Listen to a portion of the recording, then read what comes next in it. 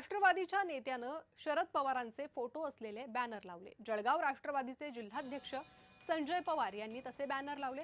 अजित पवारांच्या जयंतीनिमित्त अभिवादनाचे बॅनर लावण्यात आले। बॅनरवर शरद पवारांचाही फोटो आहे। या संदर्भात आमचे प्रतिनिधी जुगल पाटील यांनी आढावा घेतला आहे।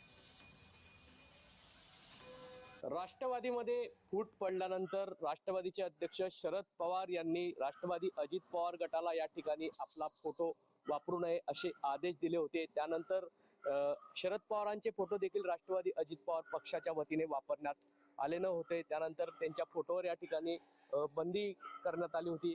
कुठेतरी जळगावात राष्ट्रवादीचे जे जिल्हाध्यक्ष आहे अजित पवार गटाचे, त्यांनी शरद पवार यांची भेट घेतल्यानंतर आपल्याला या ठिकाणी आपले फोटो वापरण्याची मान्यता देण्यात यावी असं पत्र त्यांनी शरद पवारांना लिहिलं होतं। त्यानंतर शरद पवार यांनी देखील त्यांना या ठिकाणी मान्यता दिलेली आहे।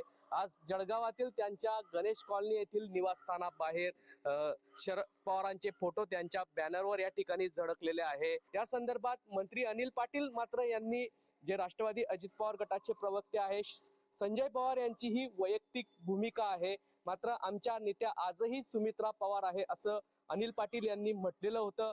त्यानंतर देखील या ठिकाणी राष्ट्रवादी अजित पवार गटाचे जिल्हाध्यक्ष संजय पवार यांनी बॅनर लावलेले आहे। बॅनरवर शरद पवारांचे, त्याचप्रमाणे राष्ट्रवादीच्या प्रमुख नेत्यांचे फोटो देखील या ठिकाणी झळकल्यामुळे कुठेतरी हा राजकीय वर्तुळात ही चर्चा रंगलेली आहे व आगामी काळात दोघी राष्ट्रवादी एकत्र येतात का, हे आता पाहणं महत्त्वाचं ठरणार आहे। जुगल पाटील, जय महाराष्ट्र न्यूज, जळगाव।